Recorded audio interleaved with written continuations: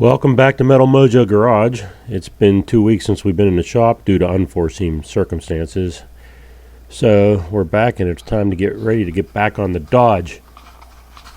Spin, parry, thrust. In that time we got most of the parts we need to get the truck back together. We got wheel cylinders. I got front and rear because we know we're going to need the rear too anyway, so might as well get them.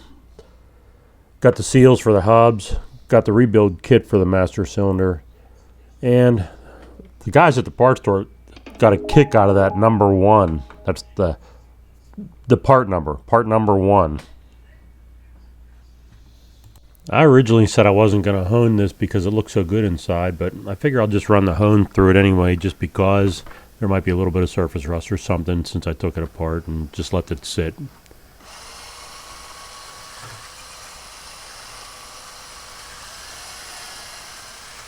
Just going to run it through a few times real quick here.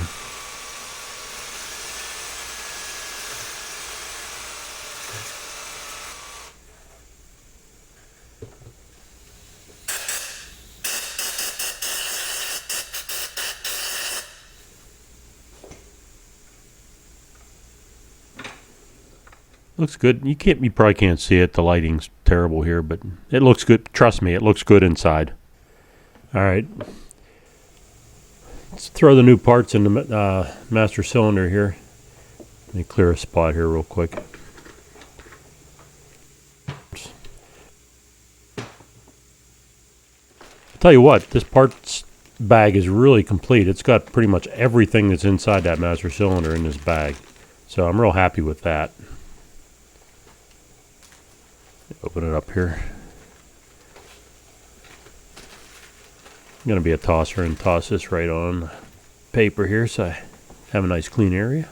I'll tell you, all the parts in this bag look identical to the parts that I took out, the original parts. So I'm just going to put the new parts in the reverse order I took the old ones out.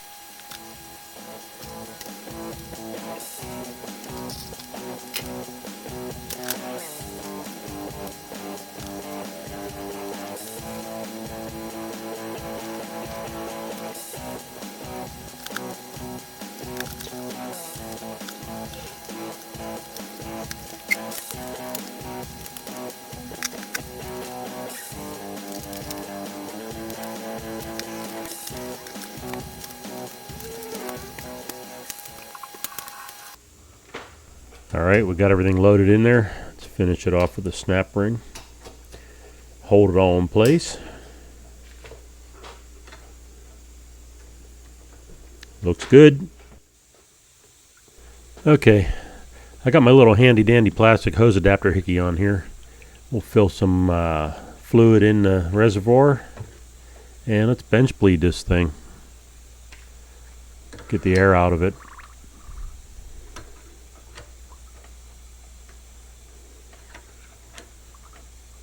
Still getting some air. Oh, I hear it coming. There it is. Whoop, there it is. Alright, it looks good. Put a little brake fluid on here to lubricate this. Put the rod in and throw the dust boot on. Seal it all up. Next I'll put the lid on, I guess.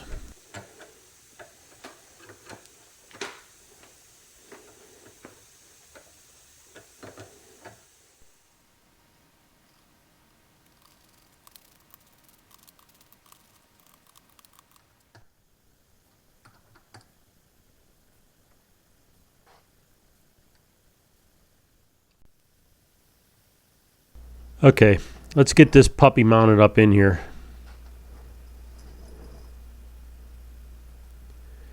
As I drip it all over myself. I should have put a Gulf tee in the end of that hose.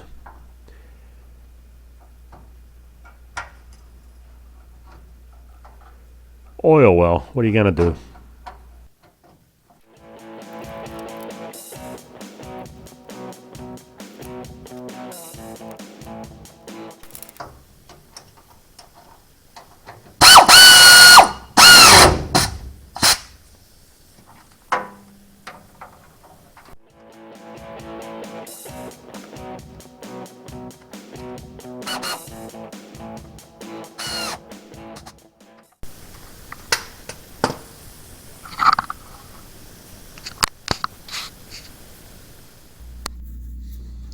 While I'm under here, I got to looking at this switch, and you can see the tape on these wires, and there's a plug right here. I'm not real sure, but I don't have any brake lights, so I'm going to start here and check this out eventually. But yeah, I was just looking. It doesn't look real great.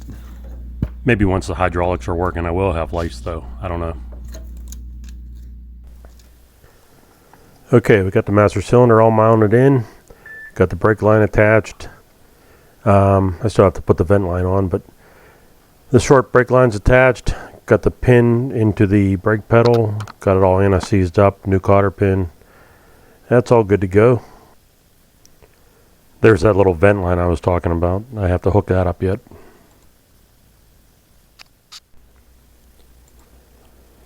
Now I ran into a little snag when it came to the wheel cylinders, where the brake line block goes on. There's this brass block that goes on here, and there's usually a little copper washer underneath to crush down and kind of seal. And here it is here. And this is the one that came with the wheel cylinder, but it's too thin. Like this, it's just even with the milled part of the deck on the wheel cylinder. So when I put the block on, like so, it's not thick enough to crush down to seal anything. So I'm kind of at a stop now. I got to go search parts, find a thicker copper washer so it'll seal. Again, real quick, you can see what I'm talking about here.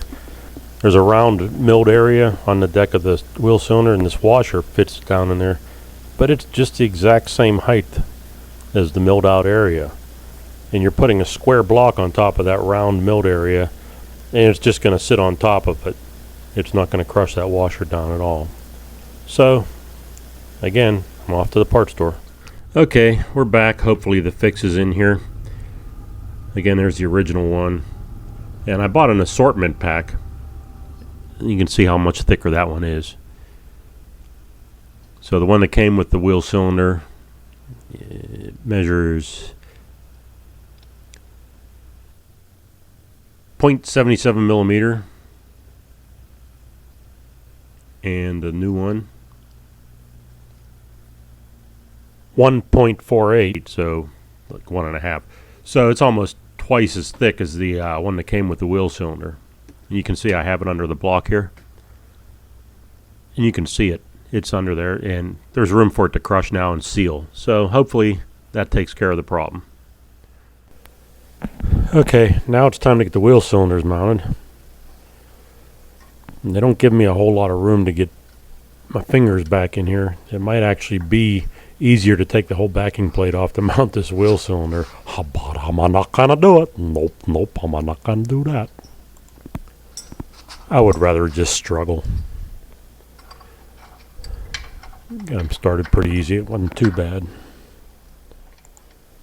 Snug them up here.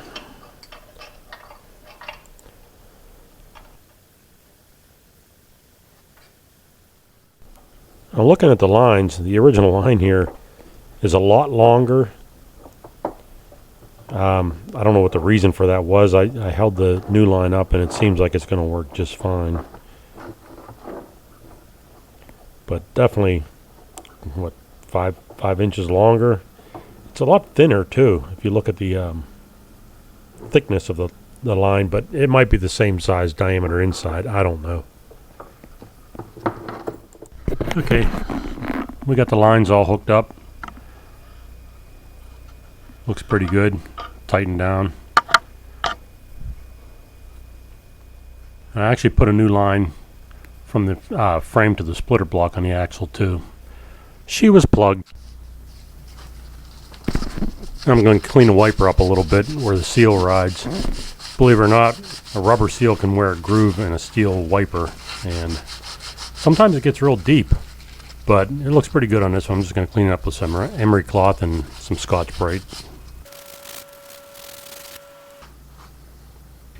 Now I'll just polish it up a little bit with a Scotch-Brite pad.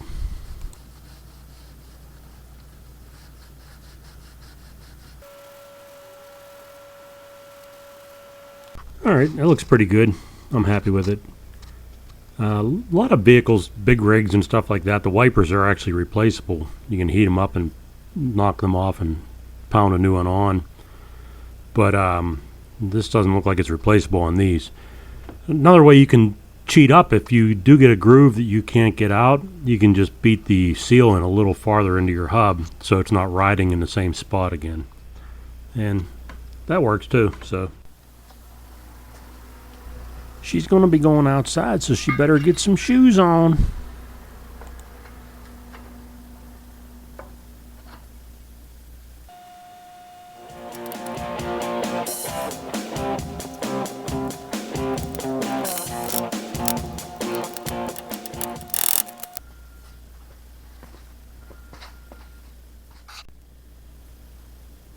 Going to stretch the spring over the screwdriver and then twist it into place.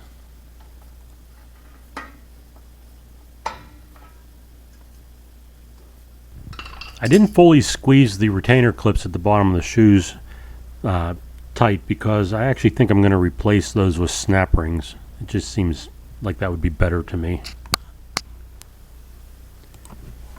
Okay, now I'm going to pack the bearings. I don't know how you guys do it, but this is how I do it. Just grab a palm full of grease and I start packing it, smacking it in my palm, forcing the grease up through the bearings, through the rollers. Once you see it coming through the other side, you know you're all the way through. Just keep spinning the bearing and packing and spinning and packing. This is how my dad showed me how to do it many years ago, and that's how I've been doing it ever since.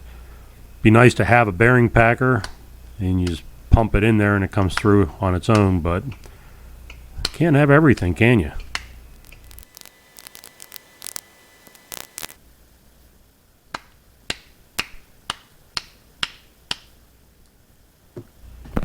Okay, the bearings are all packed up. Now I'm just going to smear some grease on the inside of the hub, pack it up a little bit inside there too.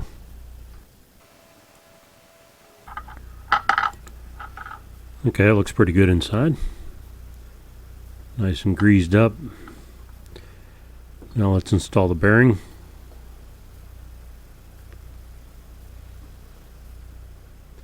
And let's put the seal in too.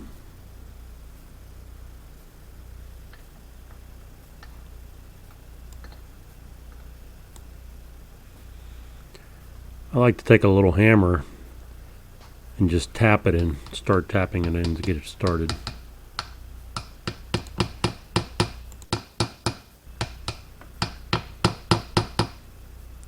And then I got these fiber blocks. I'm not real sure what they're made out of. They've always just been called fiber blocks. So I take that and I set it on top and I just beat it in the rest of the way with the fiber block on top to keep it going in straight. Go till it bottoms out.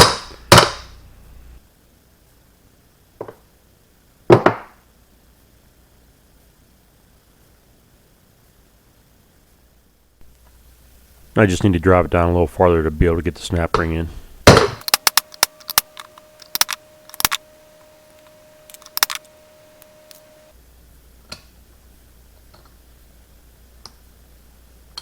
Okay, that's one hub done. Just set the outer bearing in here and then it'll be ready to go back on the truck. I'm going to go ahead and make a couple gaskets for the axle hubs for the front. I could probably get away with just smearing some silicone RTV blue or something on there, but I likes me a gasket now and again. So I'm just going to make a couple real quick. No big deal. It's not like it's a critical gasket that has to have precision fit. It's not like it's a valve body gasket for a transmission or something. Just trace it out a little bit here and cut it out.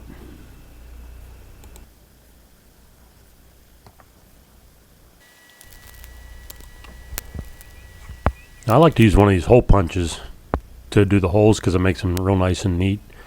And these are cheap. You can get like a 10-pack of these different sizes down at the harbor where the freight comes in. And I've been using these for years. They don't wear out easy or anything like that, so they're pretty nice.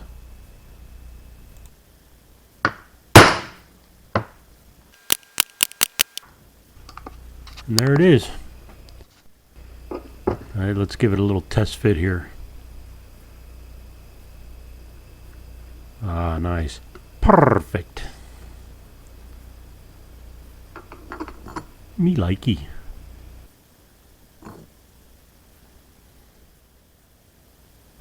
Ew.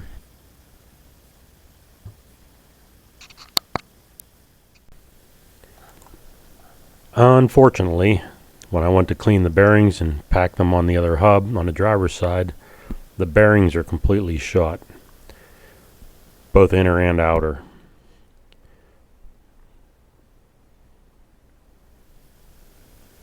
And the races as well are completely chewed up.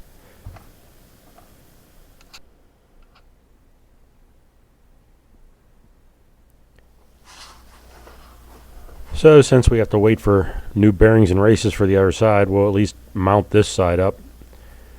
Give it a little grease here.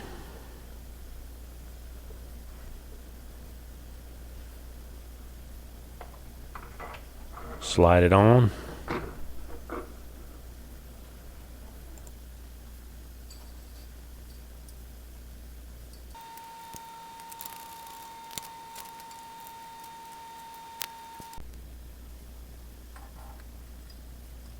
The lock ring in here. Look at that, I actually locked out and the lock ring lined perfectly up with a little pin there. Nice. A lot of times you got to flip it around or adjust your nut a little bit, and it's a drag when you have to adjust your nuts.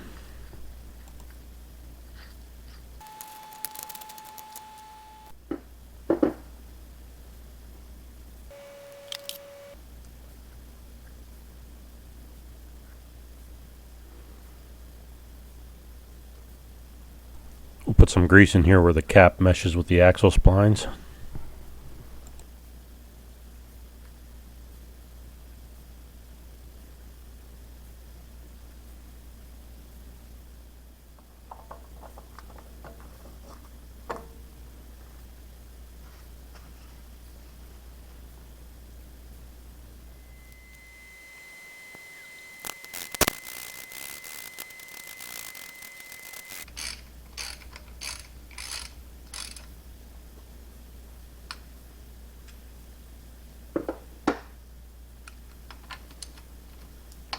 I'll finish tightening it up now. Well, that's all we can do this time. I really wanted to get it out on the road this episode for a little road test. First time in 30 plus years probably. But it wasn't in the cards. So hopefully next episode I'll have the front end all buttoned up. Possibly the rear brakes done as well. And we'll hit the road. Thanks for joining me. Please subscribe, guys.